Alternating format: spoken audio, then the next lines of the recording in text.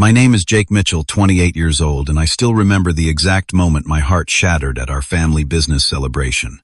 10 years of sweat, 60-hour weeks, and unwavering loyalty to Mitchell Construction seemed to mean nothing when Dad smiled, handed my brother Tyler the keys to the brand-new company truck and said, "This is yours." The truck I had been eyeing. The truck I had earned. I forced a smile while something broke inside me watching my college-educated brother accept what should have been my recognition. Before I tell you how this family betrayal changed my life forever, let me know where you're watching from in the comments, and hit that subscribe button if you've ever felt overlooked in your own family. Mitchell Construction wasn't just a company. It was our legacy. My grandfather, William Mitchell, started it in 1963 with nothing but a pickup truck, a toolbox, and determination. He built it from the ground up, focusing on residential renovations at first, then expanding to commercial projects by the time my father James took over in the early 92nd. Some of my earliest memories are sitting on my grandfather's lap as he showed me blueprints, his calloused hands guiding my small fingers along the lines that would become buildings. I was drawn to construction from the moment I could hold a hammer. While other kids played video games, I was following Dad around job sites every chance I got. By 12, I was spending summers picking up trash, organizing tools, and absorbing everything about the business. My brother Tyler, 2 years younger, occasionally joined, but always seemed more interested in the office than the actual building process. "Jake's got sawdust in his veins," my grandfather would say proudly. He passed when I was 16, but his words stayed with me. When high school graduation came around, I made a decision that would shape my entire future. I turned down college offers to join Mitchell Construction full-time. "Are you sure about this?" Mom had asked, concern in her eyes. "Your grades are good enough for engineering school." "I already know what I want to do," I replied confidently. "I can learn more working with Dad than sitting in a classroom." Dad didn't try to change my mind. "We could use you right away," he said, clapping my shoulder. "Start at the bottom, like I did, learn every aspect of the business." Tyler took the opposite path. He went to State University for a business degree, coming home during breaks to work in the office, learning the financial side from our office manager, Sophia. I never resented this difference. We each seemed to be following our natural talents. For the next 10 years, I gave everything to Mitchell Construction. I started as a laborer, learning firsthand what it meant to build something from nothing. My hands grew calloused like my grandfather's. I worked alongside our foreman Richard, a gruff veteran who had been with the company since my father took over. Richard didn't offer praise easily, but over time he became my mentor. "You got the eye for this," he told me after I spotted a potential issue with a foundation before it became a costly problem. "Not something you can teach." I moved up to carpenter, then project manager by 23. I regularly worked 60-hour weeks, coming in early, staying late, working weekends when needed. When housing trends changed, I researched new building techniques that were more efficient and cost-effective. I introduced eco-friendly options that opened up new market segments. The company grew under my father's leadership, but I took pride knowing my contributions mattered. All this time, Tyler finished college, then spent 2 years at a consulting firm before returning to Mitchell Construction at 24. He stepped immediately into an executive role, handling client relationships, marketing, and finances alongside Dad. He worked regular hours, took long lunches, but admittedly brought in several new high-profile clients through connections he'd made in college. Our approaches couldn't have been more different. I understood construction from the ground up, could step in and do any job on a site if needed. Tyler understood spreadsheets, profit margins, and networking. I built relationships with our crew. He built relationships with bankers and potential clients. Dad seemed to value both approaches, and I believed there would eventually be a place for each of us in the company's leadership. During family dinners, Mom would try to bridge our different worlds. "Tyler, you should go visit the West Side project with Jake tomorrow," or "Jake, maybe you could sit in on Tyler's meeting with the bank." We would agree politely, but rarely followed through. We weren't in conflict. We just operated in different spheres. By my late 20s, Mitchell Construction had grown to 50 employees with multiple projects running simultaneously across the county. I managed the actual construction division, overseeing 4 project managers and their crews. Tyler handled the business operations with a small office staff. Dad remained the face of the company, and the final decision maker. When the company's 30th anniversary approached, Dad announced a celebration at the family ranch. "Time to recognize how far we've come," he said during a staff meeting, "and to talk about where we're headed next." I felt a surge of anticipation. For years, Dad had mentioned eventually passing leadership to the next generation. With the anniversary, it seemed like the perfect time to begin that transition. I had ideas for expansion, for bringing our construction methods into more sustainable practices while honoring grandfather's traditional values. "This is going to be big," Sophia told me as we left the meeting. She'd been office manager since before I joined full-time and had watched me grow up in the business. "Your dad's been working on something special for weeks." The night before the celebration, I could barely sleep. 10 years of dedication was about to pay off.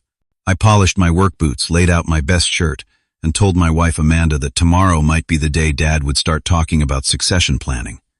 "You've earned it," she said, squeezing my hand. "No one knows that business like you do."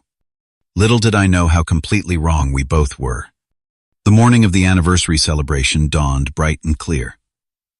Perfect weather for the outdoor gathering at the family ranch where I'd grown up. I spent extra time getting ready, choosing a blue button-down shirt that Amanda said brought out my eyes, paired with clean jeans and my newest work boots. Professional but authentic, reflecting who I was in the company. "Someone's dressed to impress," Amanda teased, straightening my collar. "Today matters," I replied, unable to hide my excitement. Dad's been hinting about the future of the company for months. We arrived early to help set up. The ranch looked transformed, with white tents set up on the back lawn, catering tables arranged under the oak trees, and a small stage where Dad would give his speech. A banner reading "Mitchell Construction, 30 Years of Building Excellence" hung prominently. Tyler arrived shortly after, looking like he'd stepped out of a business magazine in his tailored slacks and designer polo. He brought his girlfriend Jessica, who worked at a marketing firm and always seemed slightly uncomfortable at family gatherings. "Big day, huh?" Tyler said, giving me a brief shoulder pat as he passed. Family members began arriving, first Aunt Carol and Uncle Steve, Dad's sister Brenda, with her husband and kids, Mom's brothers from out of state. Then came the employees, from office staff to construction crews, many bringing families. Richard arrived looking uncomfortable in a collared shirt instead of his usual work clothes. Sophia brought homemade cookies despite the catered spread. By noon, nearly 100 people filled the ranch property. Children played on the tire swing grandfather had hung decades ago. Longtime employees shared stories about early projects. The atmosphere felt celebratory, but also meaningful, acknowledging the community we'd built beyond just a business. Around 1 o'clock, Dad called everyone to gather near the stage. Mom stood beside him, elegant in a summery dress, smiling proudly. Tyler and I positioned ourselves at the front of the crowd. I felt a touch of nervousness, but mostly anticipation.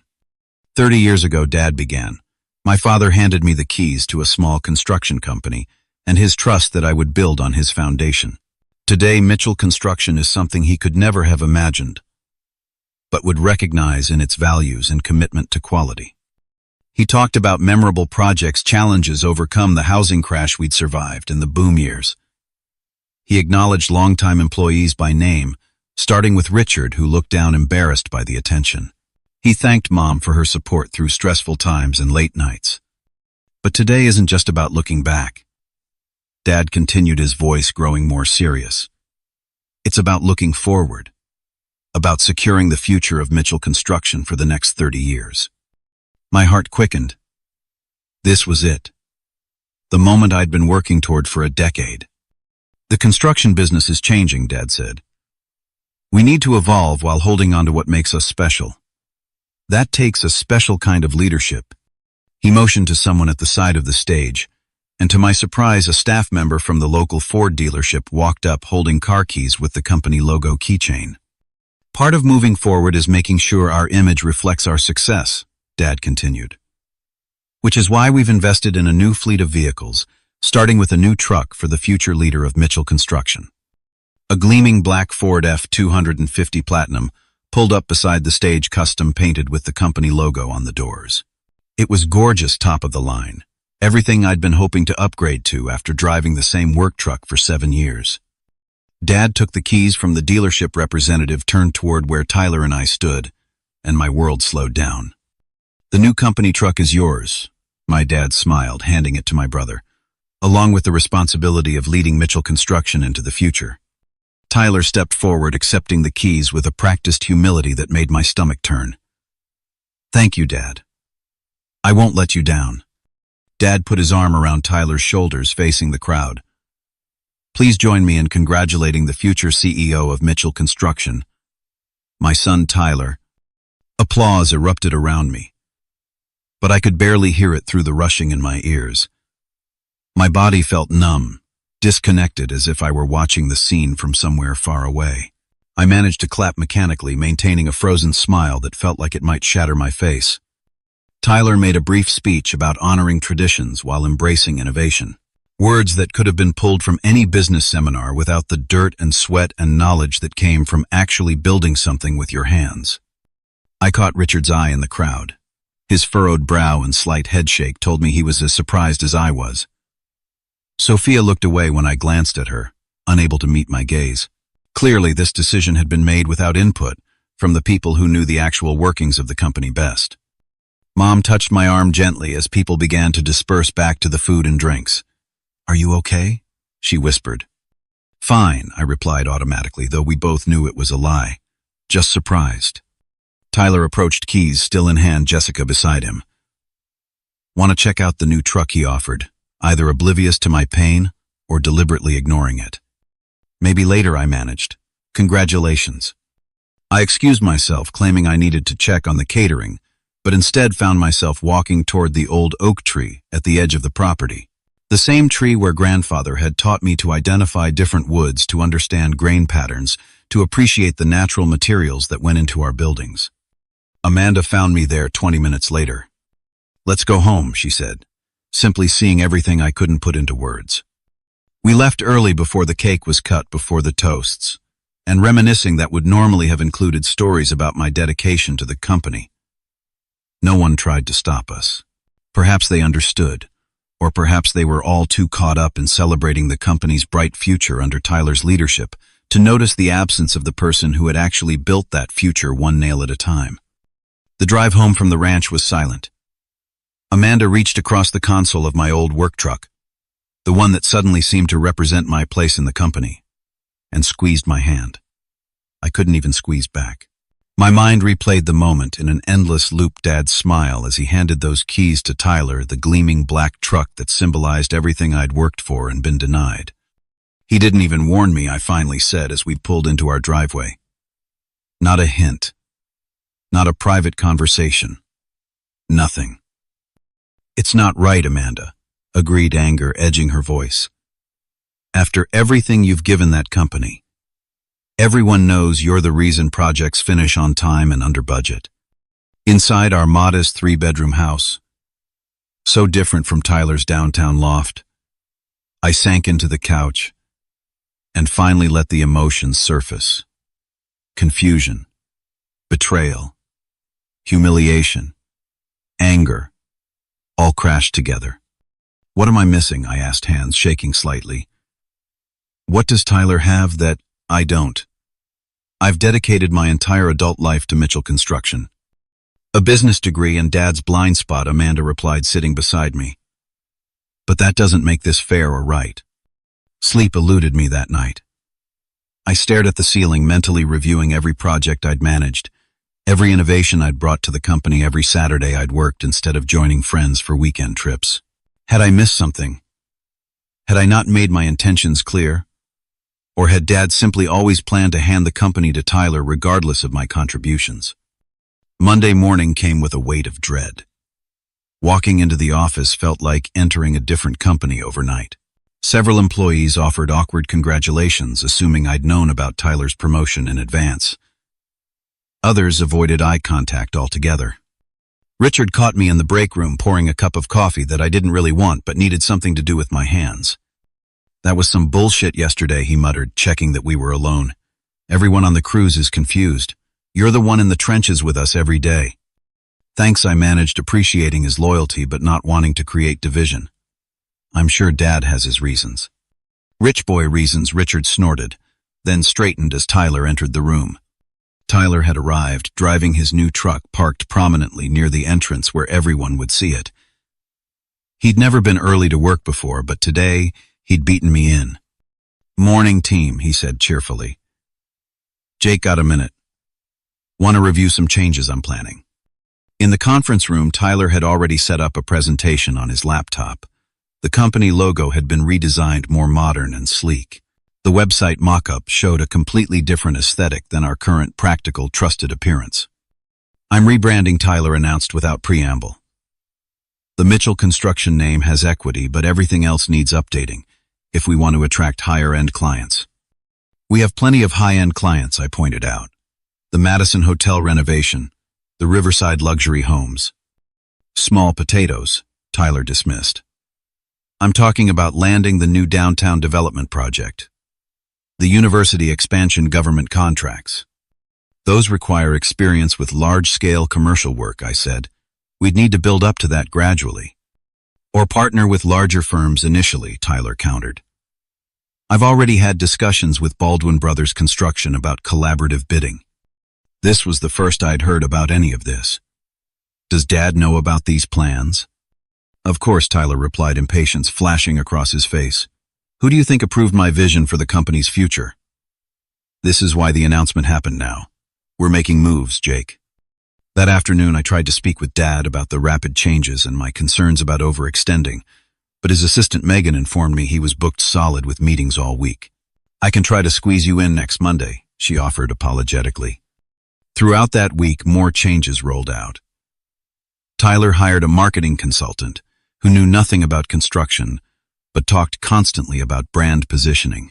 He reorganized the office seating, giving himself the corner office that had been a conference room with glass walls and a view of the town square. He scheduled endless meetings with banks' potential partners and advertising agencies.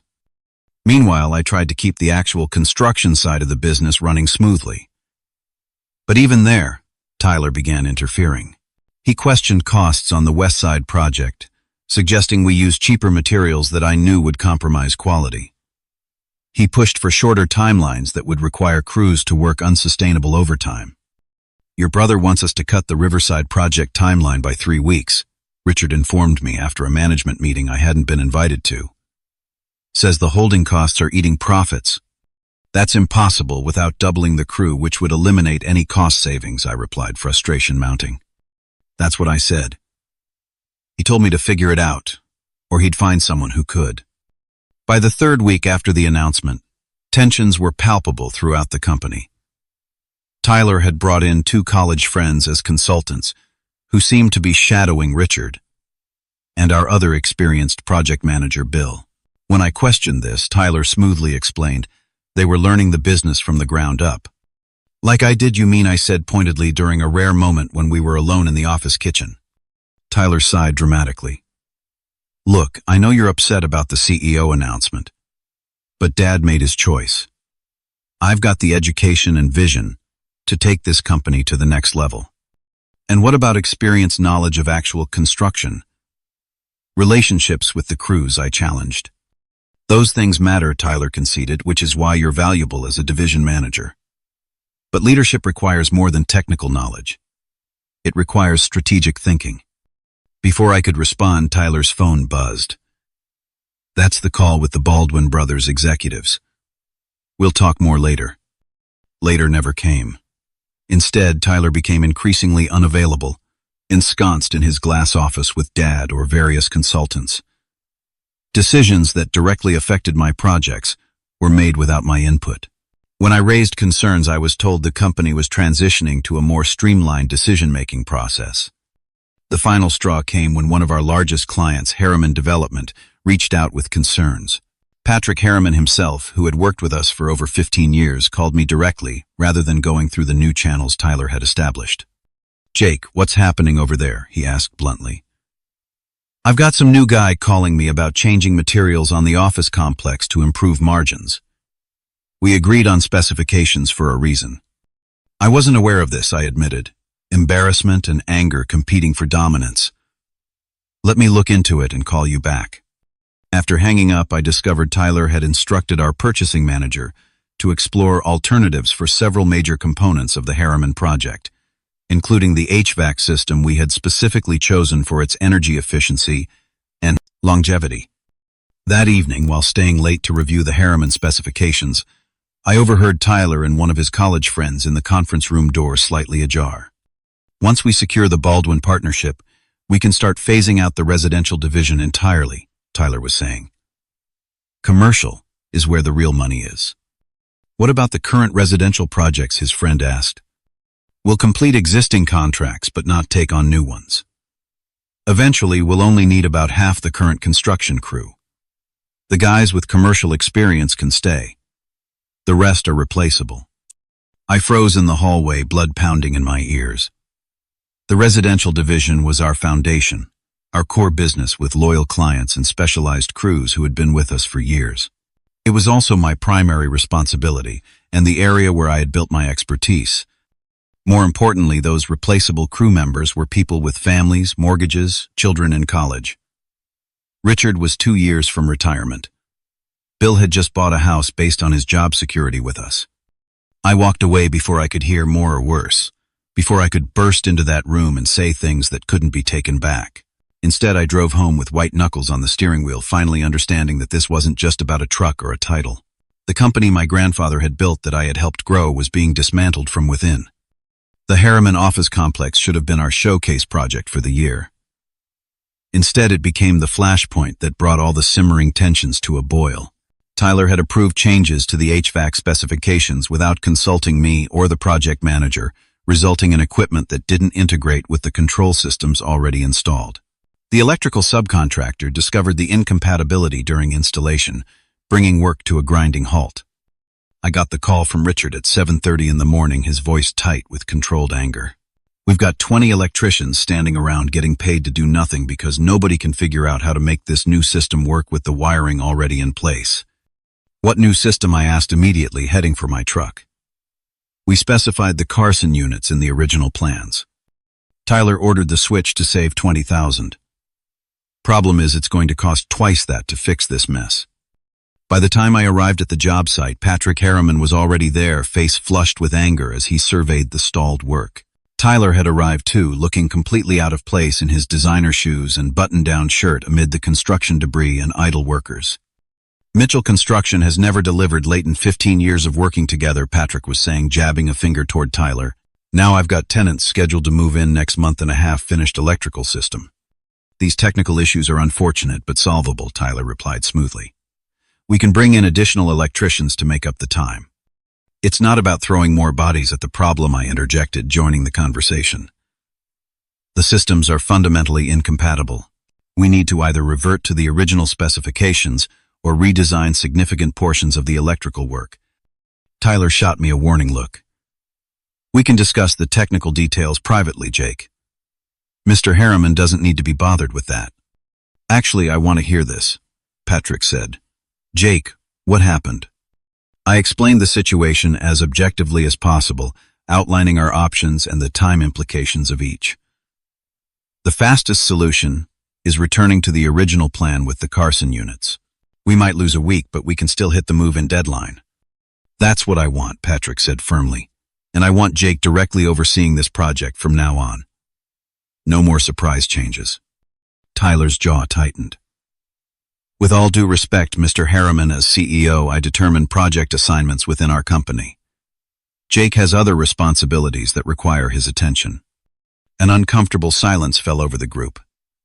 Several workers nearby had stopped pretending not to listen. Then perhaps I need to reconsider whether Mitchell Construction is still the right partner for our upcoming developments, Patrick replied coldly.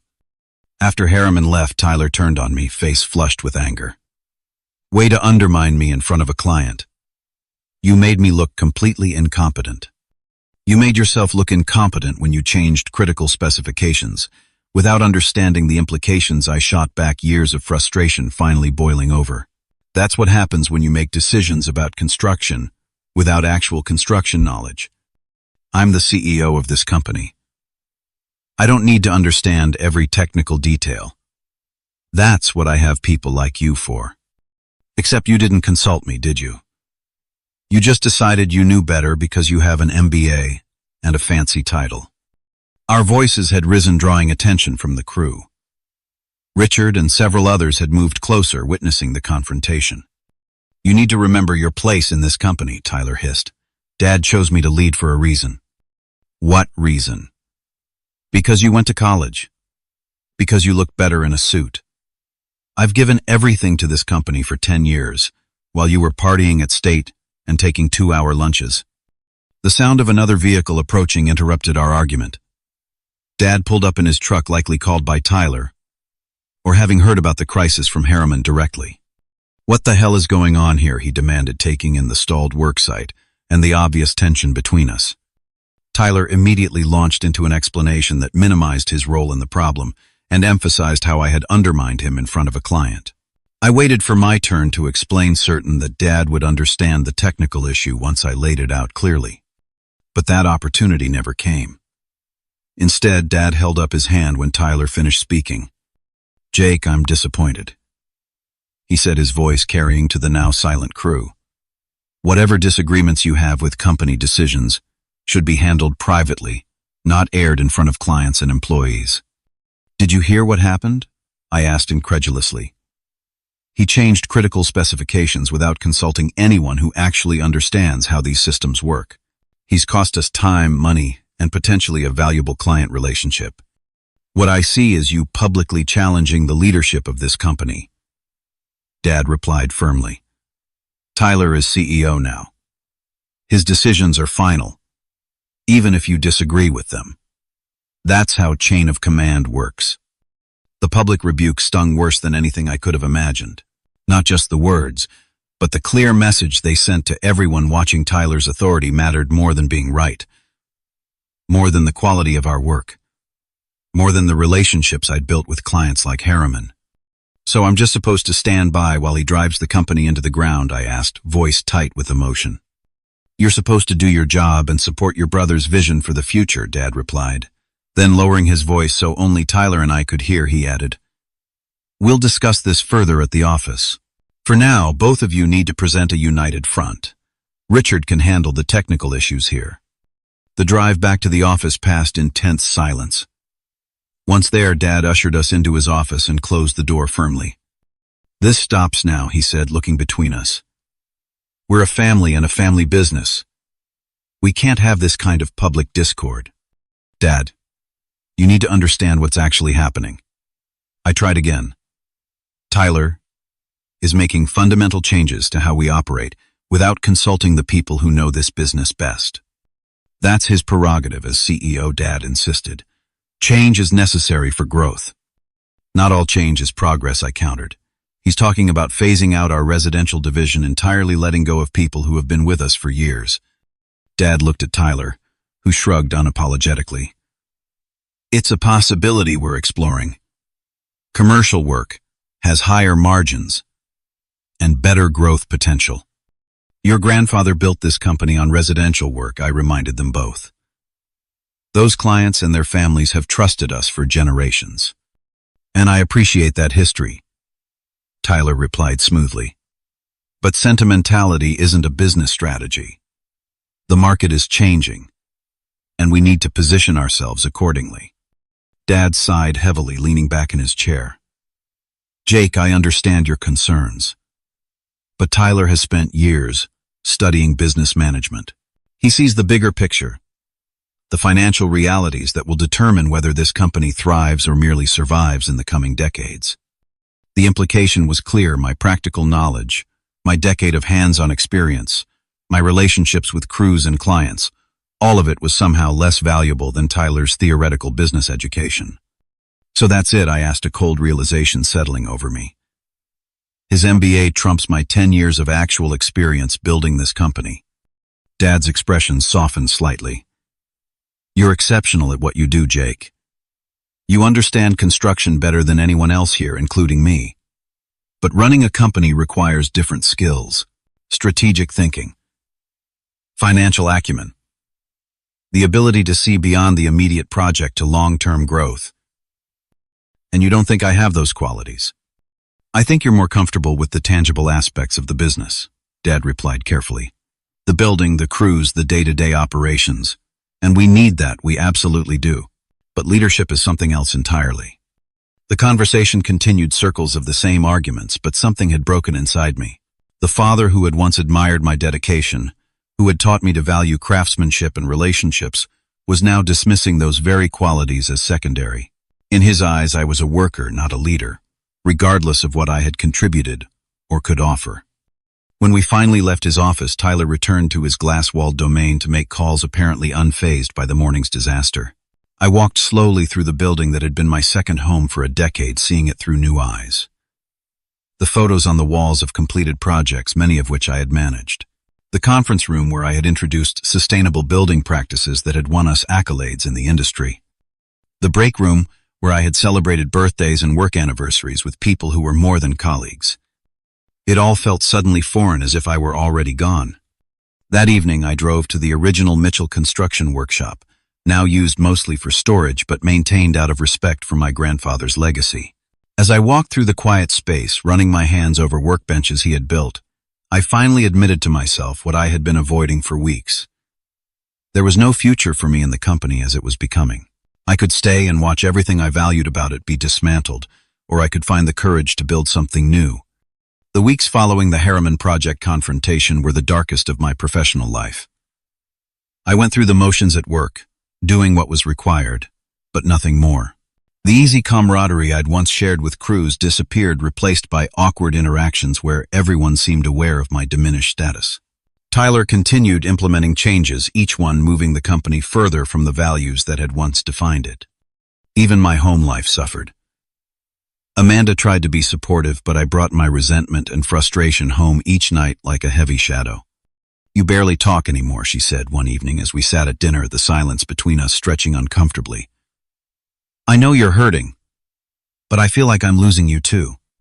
"I'm sorry," I replied mechanically, the words feeling inadequate. "I just don't know who I am anymore if I'm not the person building Mitchell Construction's future." "You're Jake Mitchell," she said firmly. "The most skilled builder I know, the hardest worker, the man who cares more about doing things right than getting credit. That hasn't changed just because your father and brother can't see it." Her words touched something in me, but the pain was still too fresh to fully absorb their truth. The situation came to a head at Sunday dinner at my parents' house, a monthly tradition that had once been enjoyable but now felt like an obligation. Mom had insisted we continue attending, believing family connections could heal the growing rift. "The Parkview Medical Center bid looks promising," Tyler announced as we ate.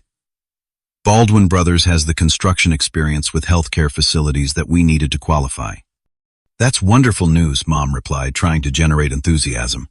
"Isn't that exciting, Jake?" Before I could formulate a polite response, Tyler continued. "We'll need to shift some resources from the Henderson renovation." "Jake, can your team delay that by about 6 weeks?" "The Hendersons have been planning their home renovation for a year," I replied, setting down my fork. "Mrs. Henderson is expecting a baby in August. They need to be back in their house before then." Tyler waved dismissively. "They'll understand. Business priorities change. They're not just business. They're people who have trusted us to be there when we said we would. Mr. Henderson's father used Mitchell Construction to build that house originally. This sentimentality is exactly the problem," Tyler sighed, looking to Dad for support. "We can't make optimal business decisions if we're emotionally attached to every client." "Those emotional attachments are what built this company," I retorted. "Grandfather used to say your reputation is built one satisfied customer at a time." "Your grandfather built a small local construction company," Tyler replied. "Dad grew it to something respectable. I'm trying to create something truly significant."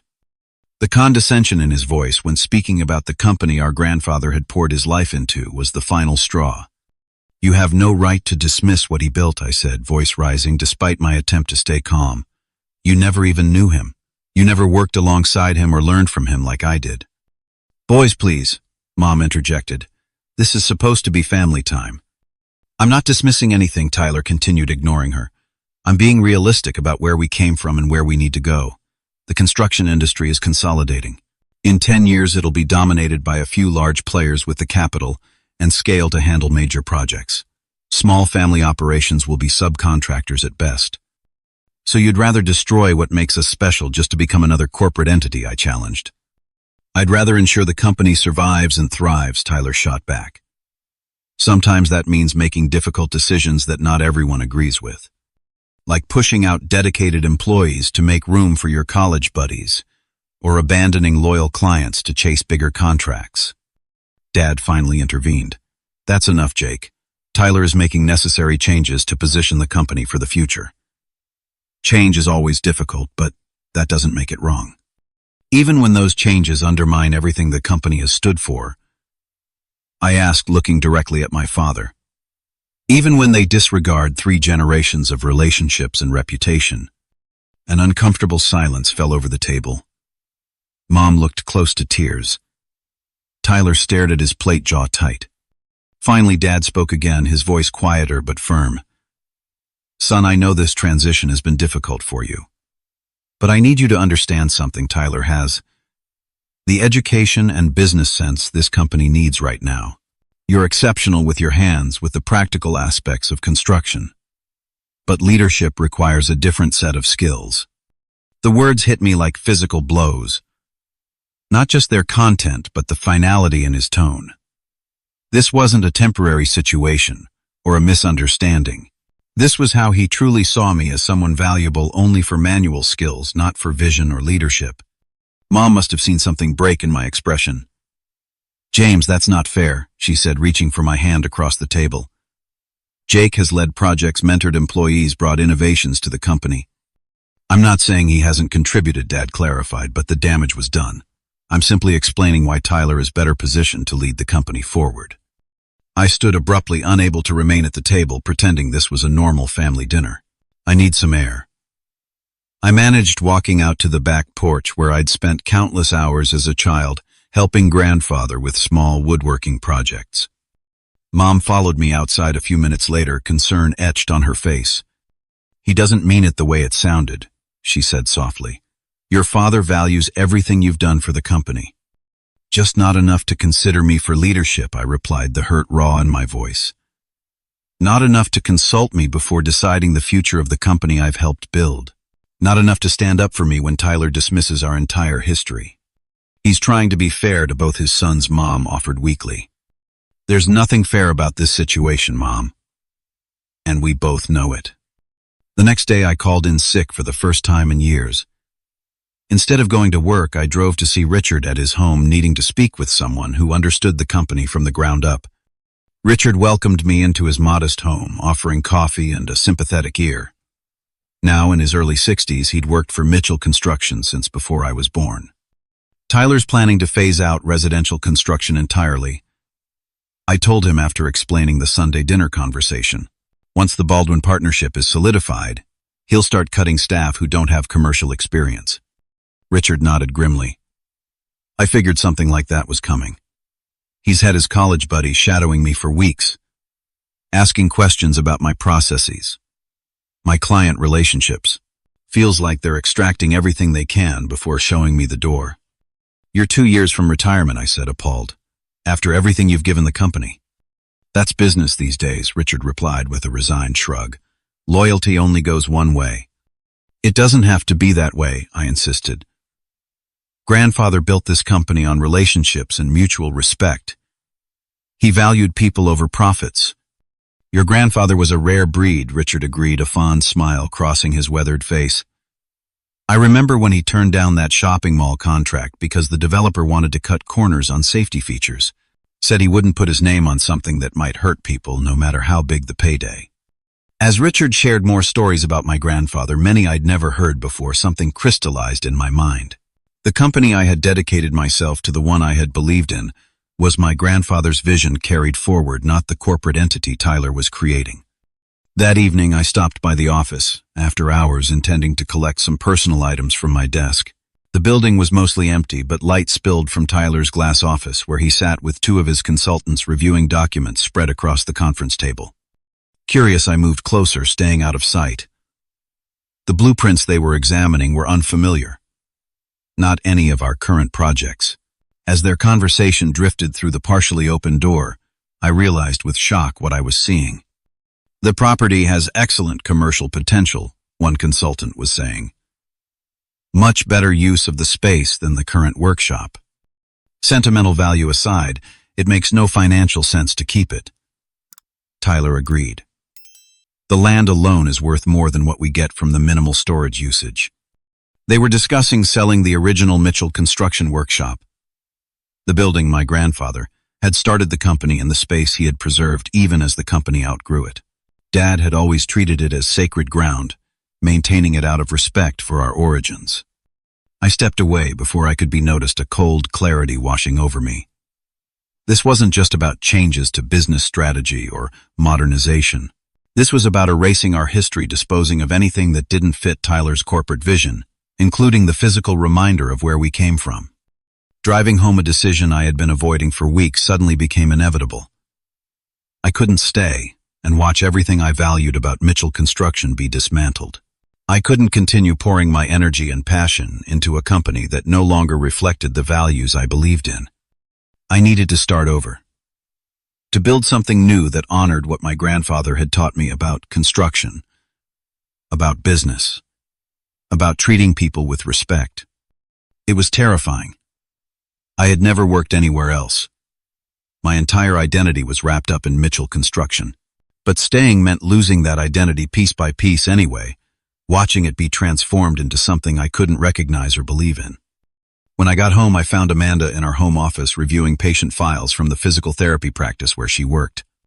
"I need to talk to you about something important," I said, my voice steadier than it had been in weeks. She looked up, sensing the shift in my demeanor. "What is it?" "I'm going to leave Mitchell Construction and start my own company." The words hung in the air between us, momentous in their simplicity. I expected questions, concerns about financial security, reminders of the risks involved. Instead, Amanda closed her laptop and met my gaze directly. "It's about time," she said with a small smile. "The real question is what took you so long to see it." That night we stayed up late talking through the practical aspects, the challenges ahead, the resources we had and what we would need. For the first time in months, I felt energized rather than drained, focused rather than lost. The path forward was uncertain, but at least it was a path I was choosing rather than one being forced upon me. The next morning I arrived at the office early, wrote a simple resignation letter, placed it on Dad's desk, and cleared out my personal belongings. 10 years of my life fit into a single cardboard box, photos of completed projects, a few awards the Hammer grandfather had given me when I joined the company full-time.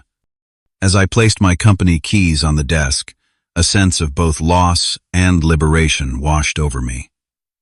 Mitchell Construction had been my past, and what I had thought would be my future. Now I had to build that future myself from the ground up, just as my grandfather had done 60 years before. Starting a construction company from scratch proved even harder than I had anticipated. Without the Mitchell name behind me, every aspect of the business had to be built from nothing: reputation, client base, supplier relationships, financial backing. The first challenge was securing a loan. Despite my years of experience, banks were hesitant to finance a new construction business without substantial collateral. Amanda and I had savings, but not enough to launch comfortably. They want to see contracts before approving the loan, but I need financing to secure the contracts, I explained to Amanda after another disappointing meeting with a loan officer. "It's a circular problem. What about starting smaller?" she suggested. "Take on projects you can handle with minimal equipment, build a portfolio, then expand." Her practical approach made sense. The next day, I rented a small garage on the edge of town, just large enough for essential tools and materials storage. It was a far cry from the sprawling Mitchell Construction headquarters, but it was mine. I hung a simple sign: "Cornerstone Construction, quality foundations for your future." The name felt right, honoring what my grandfather had taught me about building on solid principles. The future part represented my commitment to sustainable, forward-thinking approaches without sacrificing quality. My first clients came through personal connections, friends who needed renovations or small additions. The projects barely covered costs, but they gave me the opportunity to demonstrate my work quality and commitment to customer satisfaction. Each completed job became part of my growing portfolio. Richard surprised me by showing up at my garage one morning about 3 weeks after I left Mitchell Construction. "Heard you're going it alone," he said, looking around the modest space. "Need an experienced foreman." "Tyler let you go?" I asked, shocked that they would dismiss someone with his expertise so quickly. Richard shook his head. "Not yet, but the writing's on the wall. I'd rather leave on my terms with someone who values what I bring to the table." His decision to join Cornerstone gave us immediate credibility. Several of our former subcontractors, hearing Richard was with me, began offering preferential scheduling and occasionally extended credit terms. Word spread gradually about our attention to detail and reliability. Patrick Harriman, still unhappy with how Mitchell Construction had handled his office complex, reached out about renovating a small professional building he owned downtown. "I want someone who understands that cutting corners costs more in the long run," he told me when we met to discuss the project. "Someone who sees the building, not just the budget." That first significant commercial project allowed me to hire 2 full-time carpenters and establish a more substantial line of credit with suppliers. We completed it on time and under budget, earning a glowing recommendation from Harriman to his extensive business network. Not every aspect went smoothly. I underestimated costs on an early project and had to absorb the difference personally. A supplier delivered defective materials that set us back 2 weeks on another job. The endless administrative tasks, from insurance to permits to payroll, consumed hours I would have preferred to spend on actual construction. But there was an undeniable satisfaction in building something that reflected my values. We used sustainable materials whenever possible. We paid fair wages and respected our subcontractors' expertise. We treated clients as partners rather than just sources of revenue. Most importantly, I was free to make decisions based on what I believed was right, not what would maximize short-term profits or impress potential corporate partners. 6 months after launching Cornerstone, we had grown to a team of 7 full-time employees plus regular subcontractors. We'd moved to a larger workshop and office space, still modest but functional. Our project calendar was booked 3 months in advance, primarily through word-of-mouth referrals. Tyler and Dad didn't take my departure or subsequent success lightly. I heard through industry connections that they had pressured some suppliers not to work with me, suggesting my new company was unlikely to survive its first year.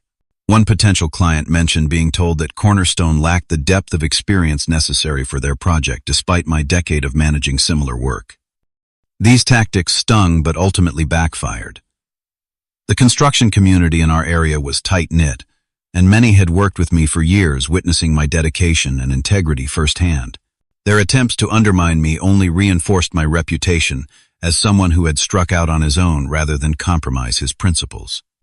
Mom called regularly, trying to maintain our relationship despite the professional rift. During one such call 9 months after I'd left, she mentioned Tyler's Baldwin Brothers partnership had hit significant obstacles. "The Parkview Medical Center project is behind schedule and over budget," she said cautiously. "There have been issues with code compliance and coordination between contractors." I wasn't surprised. Commercial healthcare construction involved specialized knowledge and experience that couldn't be acquired overnight or borrowed from a partner firm. These were exactly the concerns I would have raised had I been consulted. The real test came when the city announced bidding for renovation of the historic downtown library, a prestigious project that combined restoration of a century-old building with modern additions. Despite our growing reputation, Cornerstone was still considered small for such a significant public contract. Mitchell Construction, with its 3-decade history and new partnership with Baldwin Brothers, seemed the obvious choice. "We should still bid," Richard encouraged. "The library board is full of longtime residents who value heritage and authenticity. That plays to our strengths." We spent weeks developing a proposal that emphasized our connection to the community, our experience with both historical restoration and modern construction, and our commitment to preserving the building's character while enhancing its functionality. I personally researched the library's original architectural details, finding ways to highlight elements that had been covered by previous renovations. When the bids were opened at a public meeting, I sat in the back row trying to manage my expectations. Mitchell Construction's representative, one of Tyler's consultants rather than Tyler himself, presented a slick proposal with digital renderings and impressive statistics about their capacity and experience. Our presentation was more straightforward, focusing on specific approaches to the building's unique challenges and our passion for honoring its history while making it viable for future generations. I spoke from the heart about what the library had meant to me growing up, how my grandfather had taken me there every Saturday morning to choose books about building and architecture. 2 weeks later, I received the call that Cornerstone Construction had been awarded the library contract. The board cited our thoughtful approach to preserving the building's character and clear understanding of the community's attachment to this historic landmark as deciding factors. That evening, as Amanda and I celebrated with a bottle of champagne in our backyard, my phone rang. The screen showed Dad for the first time in nearly a year. I answered with trepidation, unsure what to expect. "Congratulations on the library contract," he said, his voice carrying a complexity of emotions I couldn't fully decipher. "It's a significant achievement for a company your size." "Thank you," I replied, equally cautious. "We're excited about the opportunity." A pause stretched between us, filled with all the words we hadn't said over the past year. "The bid you submitted," he finally continued. "I read it. It showed a real understanding of the building and what it means to the town. It reminded me of how your grandfather would have approached it." The comparison to grandfather coming from Dad felt like a validation I hadn't realized I still craved. "That means a lot," I said honestly. "I learned from the best." Another pause, then. "Mitchell Construction is facing some challenges with the Parkview project. The technical aspects are more complex than anticipated, and our partner firm doesn't have the specialized knowledge we need." I waited, sensing there was more. "I was wondering if you might be willing to consult." He continued the request, clearly difficult for him to make. "Just on the mechanical systems integration. We'd compensate you fairly, of course." The request surprised me. A year ago, I would have given anything to have my expertise recognized and valued by my father. Now, having built something of my own, the validation didn't carry the same weight. But it did offer a potential bridge across the chasm that had formed between us. "I'd need to review the project thoroughly before committing," I replied. "And I won't compromise on quality or safety standards." "I wouldn't expect anything less," Dad said, and I thought I detected a note of pride beneath the professional tone. We agreed to meet the following week to discuss the possibility further. As I hung up, Amanda raised an eyebrow questioningly. "An olive branch," I explained. "Not an apology, but maybe a start." The library project became Cornerstone Construction's defining achievement that year, garnering local press coverage and introducing our work to a broader audience. Each day brought new challenges, from discovering hidden structural issues to balancing modern code requirements with historical preservation. But the work itself was deeply satisfying. One afternoon, as I was reviewing plans with our team at the library site, I looked up to see a familiar truck parking outside. Dad stepped out alone and stood for a moment observing the building before approaching. "Thought I'd stop by and see how it's coming along," he said, an attempt at casual conversation that didn't quite hide his curiosity and perhaps a touch of pride. I gave him a tour of the work in progress, explaining our approach to reinforcing the original load-bearing walls while opening up the space to allow more natural light. He asked thoughtful questions, offering occasional suggestions based on his own experience with similar buildings. For a brief time, we were just two builders discussing a challenging project the family dynamics temporarily set aside. In that moment, I glimpsed what our relationship could have been all along if competition and traditional notions of succession hadn't complicated things. As he prepared to leave, Dad paused, looking around at the team working efficiently under Richard's supervision, at the detailed plans I had developed at the small but growing company I had built from nothing. "You've done well, son," he said simply. "Your grandfather would be proud." It wasn't an admission that he had been wrong or an invitation to return to Mitchell Construction. But coming from my father, it was acknowledgement that I had found my own path and was succeeding on my own terms. For now, that was enough. 1 year after founding Cornerstone Construction, I stood in our new office space, a renovated warehouse with exposed brick walls and large windows that flooded the open work area with natural light. The contrast with my cramped garage beginnings couldn't have been more striking. We had grown to 15 full-time employees, including 3 project managers trained in our philosophy of quality craftsmanship and sustainable building practices. The library renovation had been completed to widespread acclaim, earning us a preservation award from the Historical Society and bringing in a steady stream of new clients interested in thoughtful, quality-focused construction. More importantly, we had built a reputation for reliability and integrity that no marketing campaign could have achieved. Richard now. Officially, our general foreman had recruited several experienced crew members from Mitchell Construction as Tyler's commercial shift continued. Bill, the project manager who had feared for his job, now led our residential division with enthusiasm and creativity. Sophia had even joined us as office manager, after being sidelined by one of Tyler's college friends. "Never thought I'd leave after 20 years, she told me on her first day arranging family photos on her new desk. But this feels more like the Mitchell Construction I believed in than the place I left." My relationship with Dad had improved incrementally through our professional collaboration on the Parkview Medical Center project. I had consulted as promised, helping them resolve the technical issues that had stalled progress. The experience seemed to remind him of my value beyond being good with my hands, as he had once dismissively described my skills. Mom visited our office regularly, proud to see what I had built, but still hoping for a more complete family reconciliation. Tyler and I remained distant, our interactions limited to occasional industry events where professional courtesy masked the lingering tension. The most surprising development came on a Tuesday morning in early spring. I was reviewing applications for additional carpenters, our workload having grown beyond our current capacity when Sophia buzzed my office. "Your mother is here," she said, a slight hesitation in her voice. "And your father." They entered looking unusually solemn. Mom immediately moved to hug me while Dad stood awkwardly taking in the office with its wall of project photos and sustainability certifications. "Is everything okay?" I asked, concern rising at their unexpected visit. "We need to talk," Dad replied, his voice lacking its usual confidence. "About Mitchell Construction and the future." Over the next hour, they explained the situation that had been developing for months. The Baldwin brothers' partnership had soured after the Parkview project complications. Several long-term clients had taken their business elsewhere, uncomfortable with Tyler's corporate approach and the declining quality of work. The company was facing significant financial challenges for the first time in its history. Tyler's ideas looked good on paper, Dad admitted with obvious difficulty. But he didn't understand what actually made the company successful all these years. The relationships, the reputation for quality, the way we treated our people as family.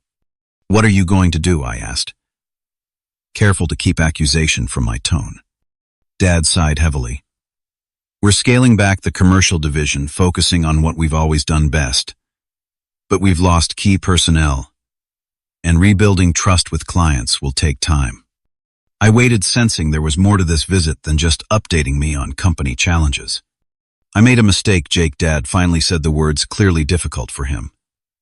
"I valued the wrong things when deciding the company's future. I thought an MBA and corporate strategies were what we needed rather than the hands-on knowledge and genuine care for quality that you brought to every project." The admission, something I had once desperately wanted to hear now, brought complicated emotions. Vindication certainly, but also sadness for what had been lost in the process and concern for the company that still represented my family's legacy. "What about Tyler?" I asked. "He stepped back from day-to-day operations," Mom explained gently. "He's taken a position with a development firm in the city. It's better for everyone this way." Dad leaned forward, meeting my eyes directly. "I'm not here to ask you to come back, son. You've built something impressive here, something that truly honors your grandfather's values in a way that Mitchell Construction no longer does. I just wanted you to hear this from me directly, and to tell you that I'm proud of what you've accomplished." We talked for another hour, more openly than we had in years, about the company, about family expectations, about the different forms leadership can take. When they prepared to leave, Dad paused at the door. "Your grandfather's old workshop," he said. "Tyler wanted to sell it for development, but I couldn't do it. I thought you might want to know it's still there, still in the family." 2 weeks later, I visited the workshop for the first time since leaving Mitchell Construction. The familiar scent of wood and metal tools brought back a flood of memories, afternoons spent learning alongside my grandfather his patient explanations of grain patterns and joint techniques. Dad was waiting inside, looking smaller somehow, among the workbenches and tools that had shaped multiple generations of our family. "I thought we could restore it together," he suggested tentatively. "Not for the company, but for the family. A place to remember where we came from." That project became our bridge back to each other. Every Saturday for months, we worked side by side, repairing the old building, organizing tools, occasionally sharing stories about the past.